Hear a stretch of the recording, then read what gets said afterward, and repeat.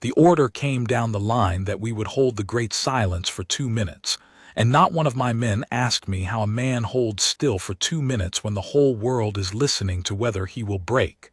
They knew. I knew. We had buried that question with the rest of it. I am Captain Harlan Rose, and on the morning the Kingdom of Vel first set aside a day to remember its dead, I commanded the honor cordon at the field of the returned. I had 30 guardsmen under me, in the gray wool greatcoats and tall sable caps of the household, each one standing his single square of frosted ground, and among them I had placed Sentinel Corwin Ash at the foot of the new memorial, where the eyes of the most people would fall. I did not choose him because he was my best, though he was near it. I chose him because of a thing I knew about him, and he did not know I knew. I will come to it.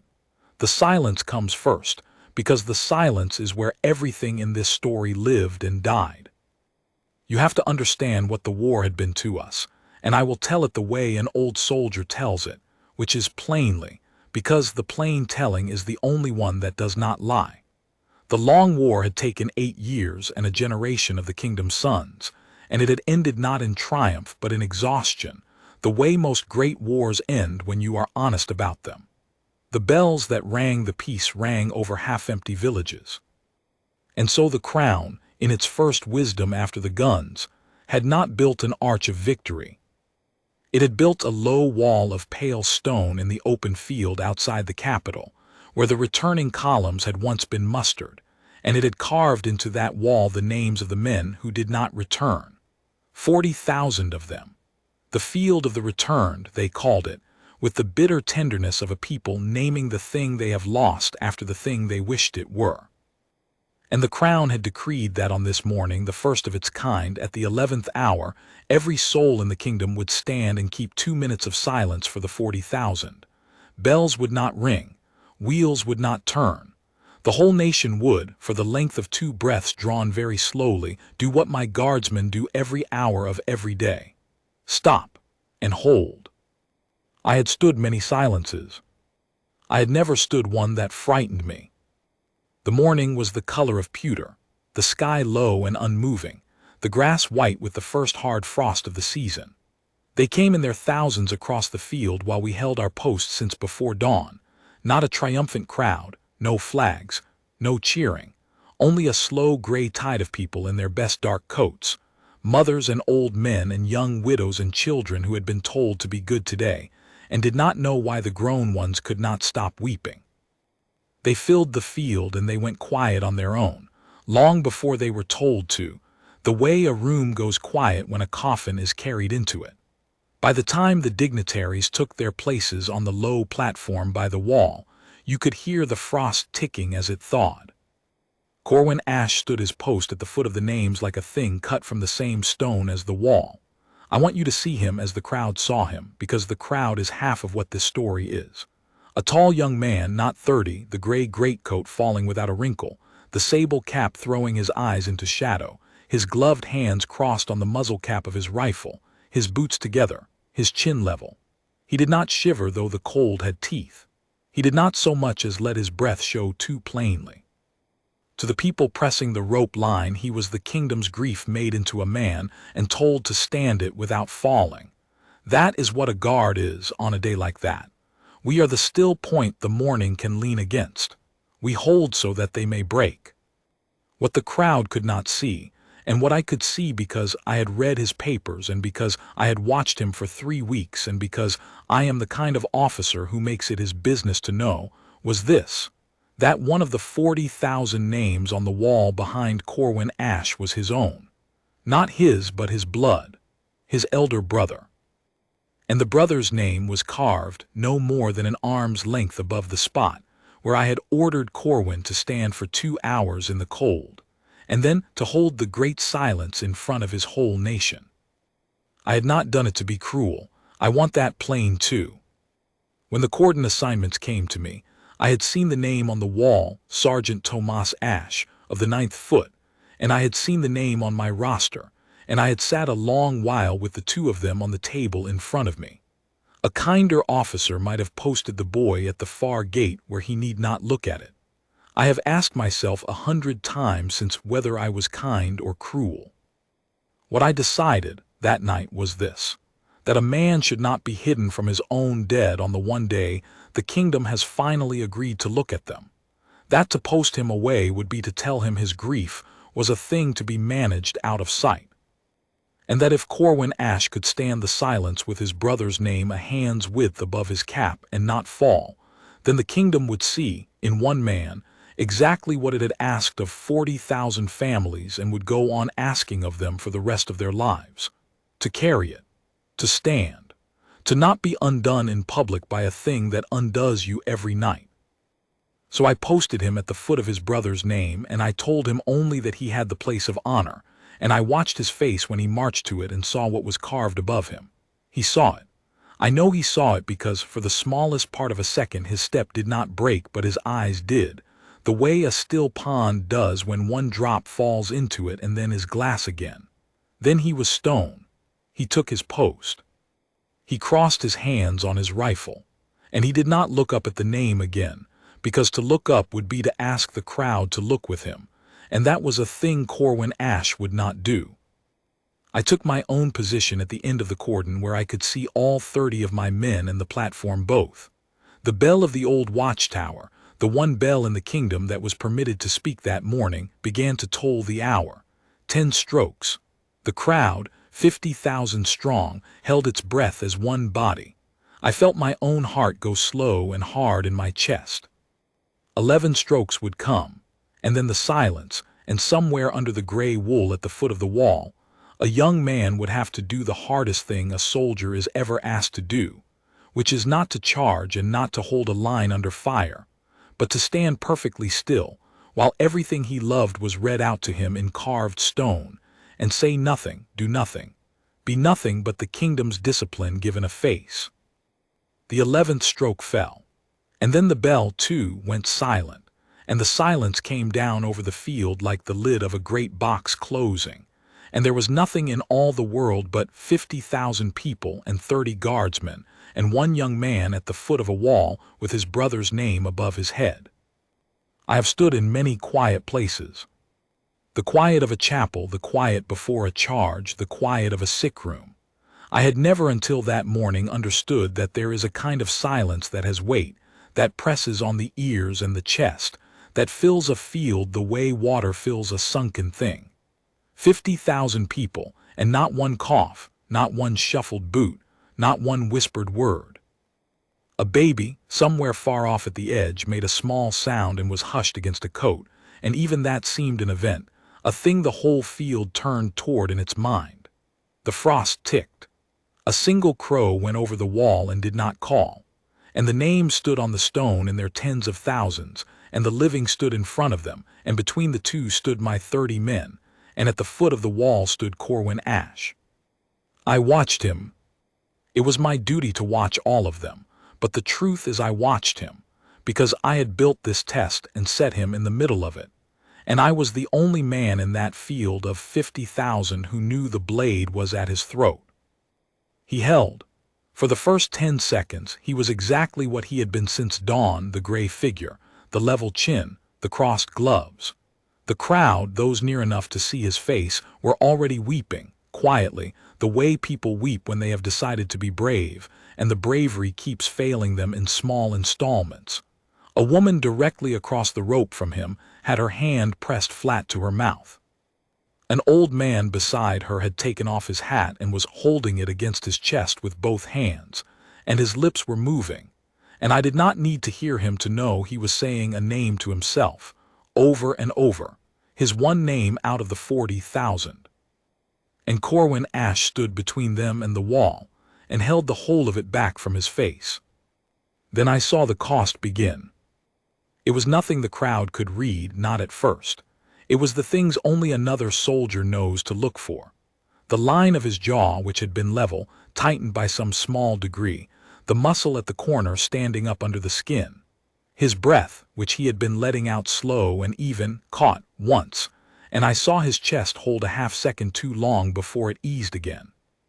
His eyes, in the shadow of the sable cap, had been fixed on the middle distance, on nothing, On the train, nothing every guardsman learns to find above the heads of a crowd. And now I watch them want to go up. I watch them want, with everything in the man, to climb the 8 inches of carved stone above his cap to the letters that spelled his brother's name. Thomas, ninth foot. I watched him not let them. I watched a man fight in absolute stillness, the hardest fight of his life, and the fight was simply this: to not look up. 30 seconds gone.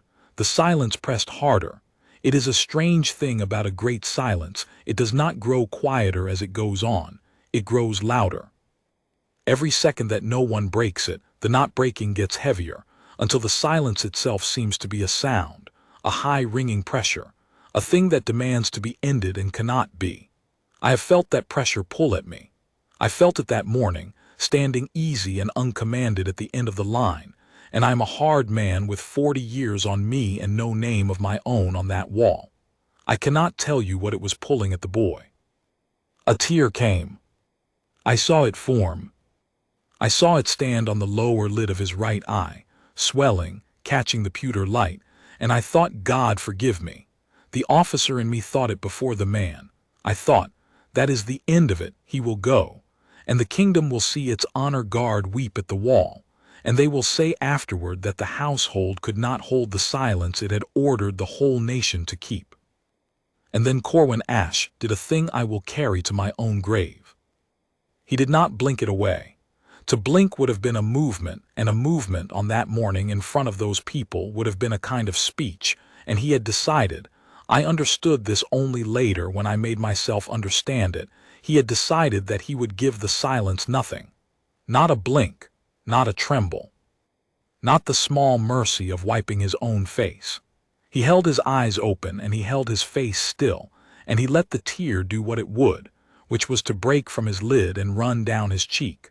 One bright line on the gray of the morning, slow, the whole field of 50,000 close enough to see it doing nothing to stop it. And the woman across the rope, the one with her hand to her mouth, saw it. And she made a sound not loud. She would not have broken the silence for the world, but a sound torn out of her. A small caught cry, and she pressed her hand harder, and the tears that had been falling quietly down her own face came faster, because she had seen, in one young guardsman's refusal to wipe away one tear, the exact shape of what she had been doing every night for 3 years. Holding it, standing it, letting it come and not letting it take her. A minute gone, 1 minute of 2.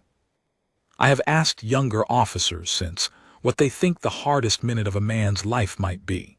They give me the answers young men give: the minute under fire, the minute waiting for the surgeon's word, the minute before you go over a wall. Good answers, all of them, and wrong, or at least not the whole of it. The hardest minute of a man's life is the second minute of a great silence, when the first minute has already taken everything you had, and there is a whole minute left and the rule has not changed. You may not move, you may not speak, you may not be undone where they can see you. Corwin Ash began the second minute with one tear already cooling on his jaw, and his brother's name 8 inches above his head, and a nation watching to see whether discipline was a real thing or only a costume. And the field had begun to feel it. This is the part I did not foresee, and it is the part that matters most, so I will go slowly.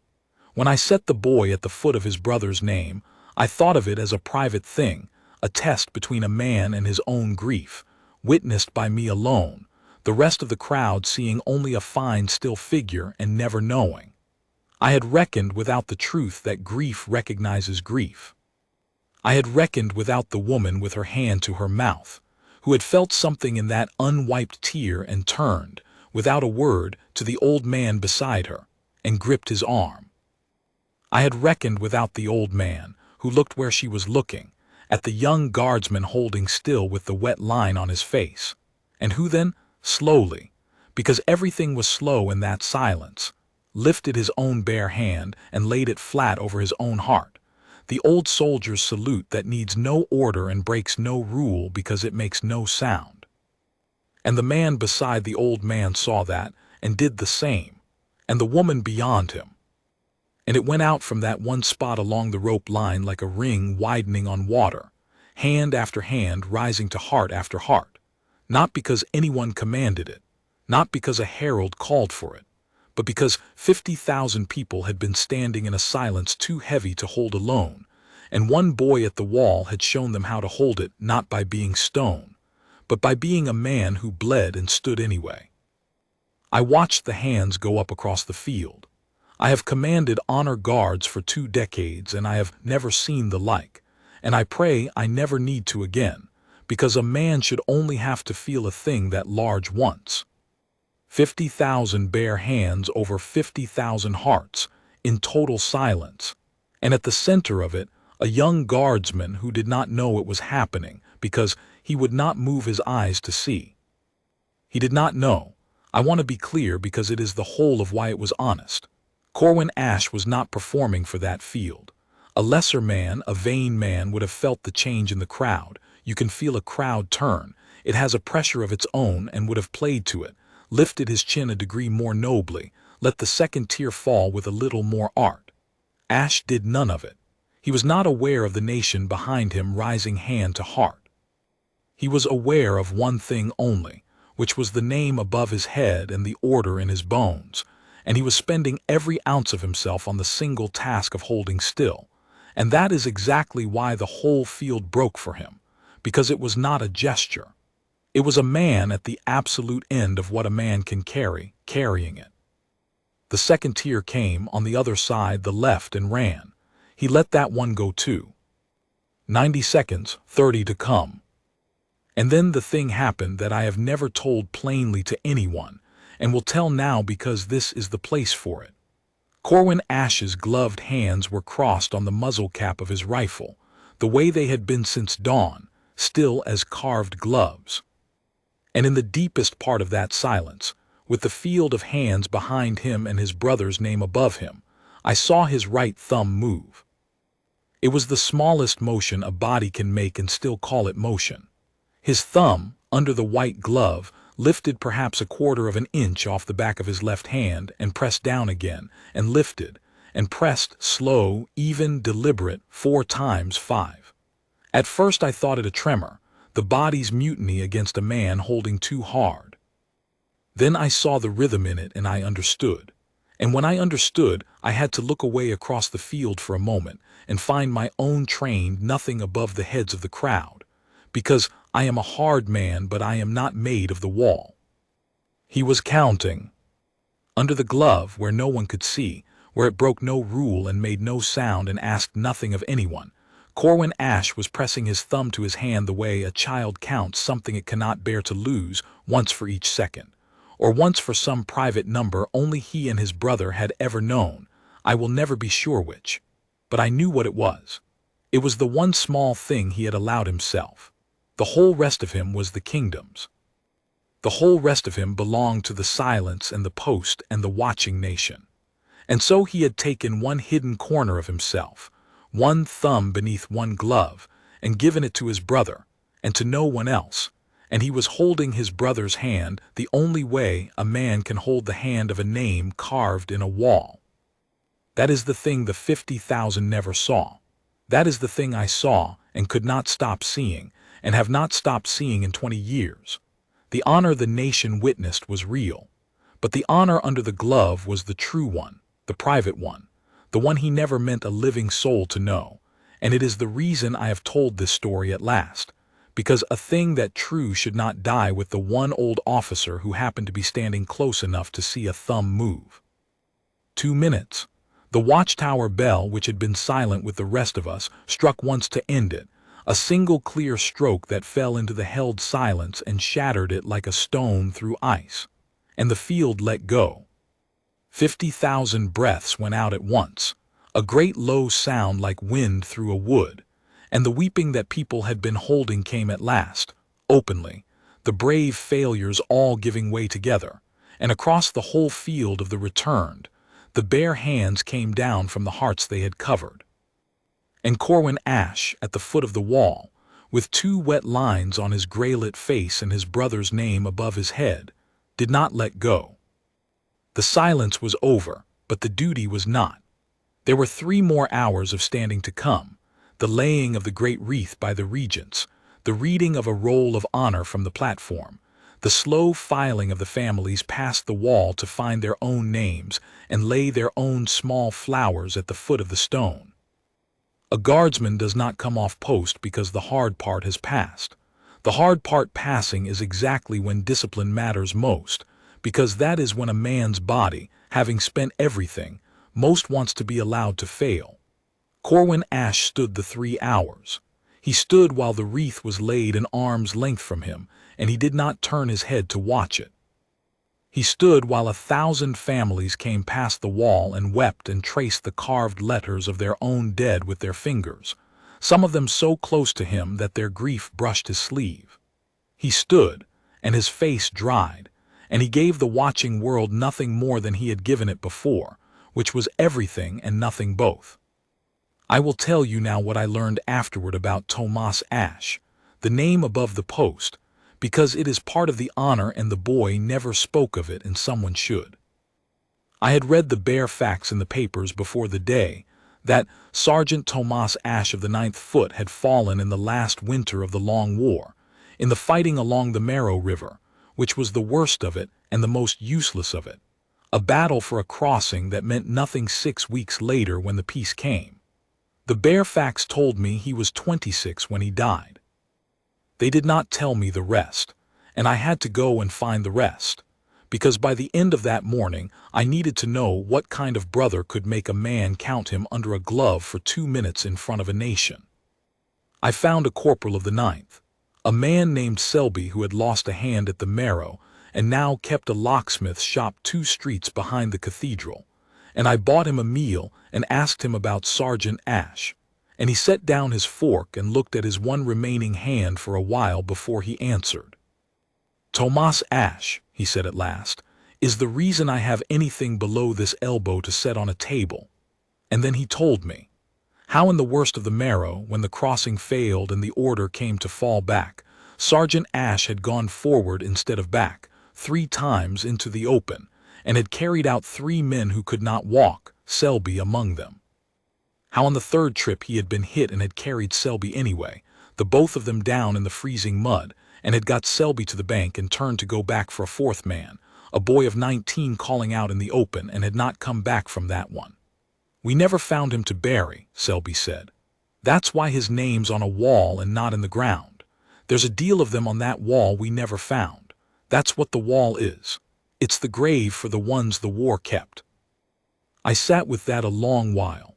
Then I asked Selby the question I had come to ask without knowing I had come to ask it. I asked him whether Tomas Ash had ever spoken of a younger brother. Selby smiled the first time in the whole telling. "Spoke of nothing else," he said. "Corwin this, Corwin that." Said the lad was the steady one. Said when this was over he was going to go home and watch his brother make something of himself and take all the credit for raising him. He paused. He used to say when the shelling was bad and a man needed to keep his hands from shaking, he'd press his thumb against his knuckle like this. Selby showed me, on his one hand, the small slow press I had seen under a white glove at the foot of a wall. Said his brother taught it him when they were boys, against the dark. Press for each thing you're not going to lose. Said it kept him steady better than prayer. I did not tell Selby that I had seen it. Some things a man keeps. But I understood then what I had watched in the deepest part of the silence, and it was not, as I had thought, a younger brother counting an older one. It was the older brother's own steadiness, taught in a dark bedroom when they were boys, carried by that older brother through the worst night of the Marrow River to keep his hands from shaking while he went out a 3rd time and a 4th, and then carried home, the only thing of him that came home, in the hands of the younger brother who had taught it to him first. Corwin Ash had stood at the foot of his brother's name and pressed his thumb against his knuckle in his brother's own way, and in doing it, he had brought Tomas Ash back from the river for 2 minutes and stood the silence holding his hand. But I am getting ahead of the day, and the day is not finished, because the field of 50,000 had seen the tear and the held face and the bare hands rising, and a thing seen by 50,000 does not stay in a field. By the time the families had filed past the wall and the platform was struck, and my men were marched off in column at the close of it, the story was already moving through the capital the way a true thing moves, not as a rumor but as a need. People who had been at the field of the returned could not stop telling people who had not been there about the young guardsman who wept at the wall and did not wipe his face and did not move, and how the whole field had raised its hands to its heart for him, and how no one had told them to. The criers had it by evening. The broadsheets had it by morning, and here I will say a thing about the broadsheets, which is that I had braced for the worst of them, the kind that turn a sacred mourning into a spectacle and a grieving man into an entertainment. They did not. Even the cheapest of them, the ones that would sell their own grandmother's funerals, printed it plain. The guard who did not wipe his face, one of them ran across the top, and beneath it only. At the field of the returned, the kingdom learned what it had asked of its families, by watching one man bear it without complaint. I have kept that sheet. It is yellow now and soft as cloth from being folded and unfolded, and it is the only newspaper I have ever kept in my life. What the broadsheets could not print, because they did not know it, was the name above his post or the thumb under his glove. The kingdom thought it had seen a stranger weep for strangers. It did not know it had watched a brother. And I sat with that knowledge through the days that followed and wrestled with it, because part of me, the part of an old officer that loves a thing to be complete, wanted to tell it, wanted the kingdom to know the whole of what it had witnessed, the brother, the river, the 4 men carried, the steadiness taught in a dark room and carried home in a younger brother's hand. It would have made the moment greater. It would have made a legend of Corwin Ash. I went to him before I decided. I owed him that. Having set him at the foot of his brother's name without telling him I knew whose name it was. I found him in the barrack yard the 3rd evening after, alone, working a cloth over the brass of his rifle by the last of the light, which is a thing a guardsman does with his hands when his mind needs somewhere to go. He came to attention when he saw me. I told him to stand easy, and he did, and I stood beside him a while and watched the light go off the brass, and neither of us said anything, because we were both of us men who knew that some conversations have to be approached the way you approach a frightened animal, slow and from the side. I knew, I said at last, when I posted you, I knew whose name was above the post. I had read it on the wall and read it on my roster. I want you to hear that from me and not guess it. He did not stop working the cloth. I thought you might have, sir, he said. I am glad it was on purpose. I would not have wanted to think the kingdom set me there by accident. It was not the answer I had braced for. I had braced for anger, for the cold, correct anger a young soldier is permitted to feel toward an officer who has used him. There was none of it in him. I asked him, carefully, whether he had hated me for it in the silence, with the name above his head and nowhere to look but at nothing. No, sir, he said. And now he did stop and set the cloth down, and looked at me with the plain gray eyes that the cap had hidden all that morning. I will tell you what I felt if you want it, because I have not been able to say it to anyone, and you are the only man who knows the half of it already. I told him I wanted it, and he told me. When I marched to the post and saw his name above where I was to stand, he said, I thought I could not do it. I thought, this is a cruelty, and I will fall, and I will shame the regiment and my brother both in front of all these people, and it will be the last thing anyone ever remembers of either of us. That is what I thought in the first second. He turned the cloth over in his hands. And then I thought of how Tomas would have stood it, because Tomas stood things. That was the whole of what my brother was, sir, a man who stood things so that the men around him would not have to stand them alone. He stood the marrow so that Selby and the others could get to the bank. He stood the dark when we were boys so that I would not be afraid of it. And I thought, if I fall down at the foot of his name on the one day the kingdom has finally agreed to say his name out loud, then I have not understood the first thing about my own brother. So I did not fall. I stood it. The way he would have, the way he taught me. I asked him about the thumb. I had told myself I would not, that it was his in private, But I am an old man and I had to know, and I asked him as gently as a hard man can ask a thing. He was quiet a long moment.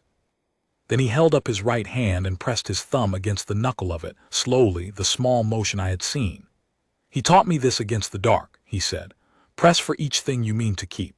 I was a boy who could not sleep, and he would sit on the end of my bed and take my hand and do it, and name the things: our mother, our dog, the river in summer, the two of us, one press for each, until I was not afraid.